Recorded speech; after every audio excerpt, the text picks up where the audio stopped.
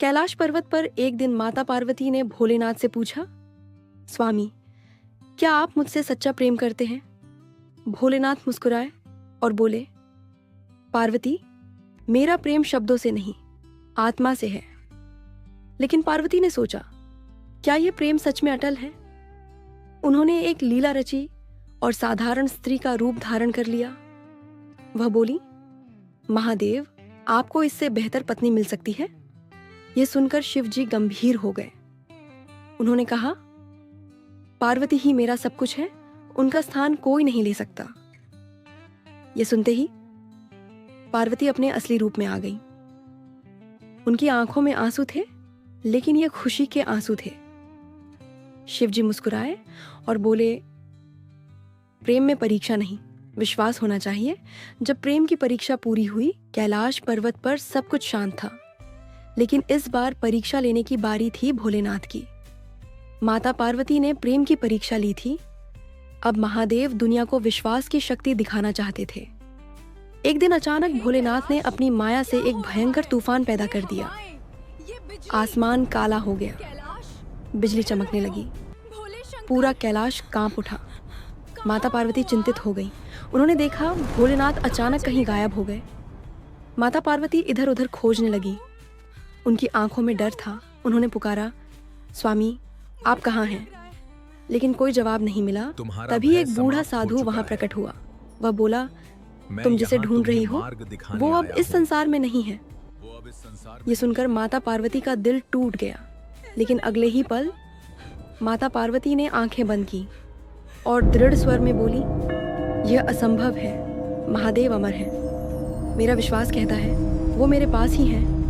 अचानक वो साधु मुस्कुराने लगा और एक तेज प्रकाश में बदल गया। वो और कोई नहीं, स्वयं भोलेनाथ थे। भोलेनाथ बोले, पार्वती, प्रेम के साथ विश्वास भी जरूरी है। तुमने यह साबित कर दिया।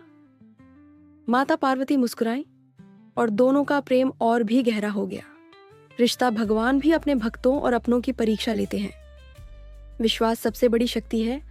आप भी सच्चे प्रेमी हैं तो कमेंट में लिखो, हर हर महादेव, जय मां पार्वती। क्या आपने महादेव के उस महान गण के बारे में सुना है जिसने धरती पर मौजूद सारे समुद्रों को सिर्फ एक सांस में पी लिया था?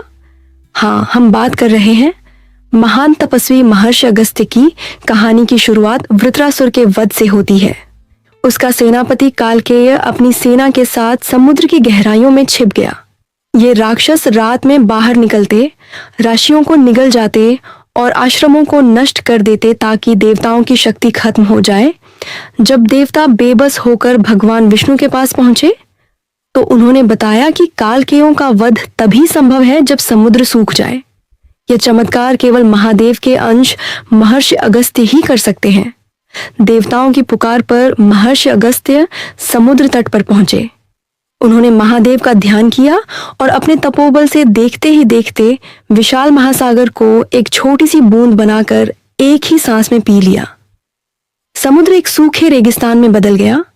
पानी के बिना काल के राक्षस असहाय हो गए, जिसके बाद देवराज इंद्र और अन्य देवताओं ने मिलकर पूरी राक्षसी सेना का संहार कर दिया। समुद्र सूखने से धरती पर अकाल पड्डिडी एच गया। तब राजा भगीरथ की तपस्या से माता गंगा धरती पर आई। महादेव ने गंगा के वेग को अपनी जटाओं में संभाला और उसी जलधारा ने सूखे हुए गड्ढों को फिर से भर दिया, जो आज महासागर कहलाते हैं।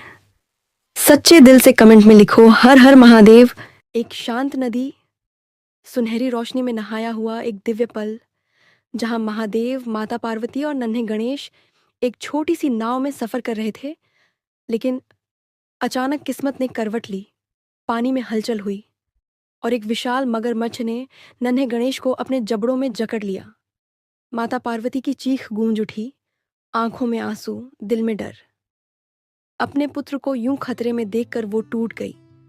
तभी महादेव ने माता को संभाला। उनकी आंखों में क्रोध की ज्वाला भड़क उठी और बिना एक पल गंवाए वो कूद पड़े गहरे जल में, अंधेरी गहराइयों में। महादेव अपने पुत्र को ढूंढते रहे और फिर उन्होंने देखा मगरमच्छ के जबड़ों में फंसे नन्हे गणेश। तभी उठा त्रिशूल और शुरू हुआ एक भयंकर युद्ध।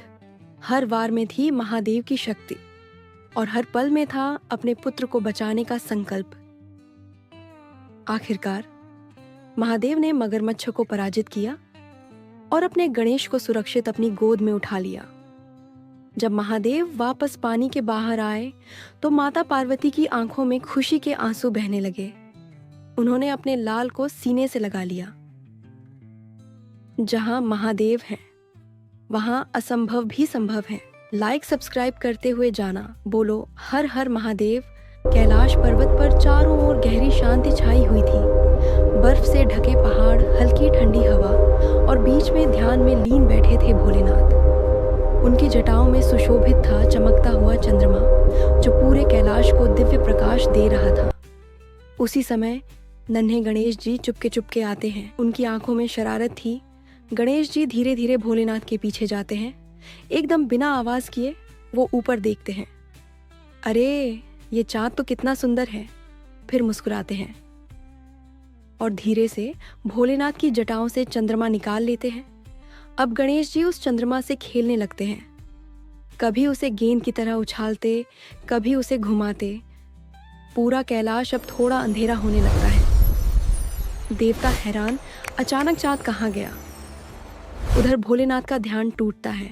धीरे धीरे आंखें खोलते हैं और महसूस करते हैं, मेरी जटाओं से चंद्रमा कहाँ गया। भोलेनाथ उठते हैं और इधर उधर देखते हैं।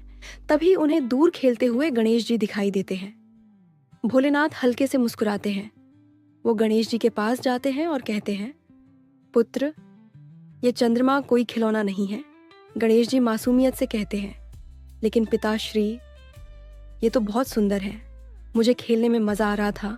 भोलेनाथ हंसते हैं और प्यार से गणेश जी के सिर पर हाथ फेरते हैं। फिर कहते हैं, ठीक है, खेल सकते हो। लेकिन थोड़ी देर के लिए फिर गणेश जी चंद्रमा वापस भोलेनाथ की जटाओं में रख देते हैं और पूरा कैलाश फिर से उजाले में नहा जाता है। भगवान भी अपने बच्चों की मासूम शरारतों में प्रेम ही देखते हैं। बोलो हर हर महादेव।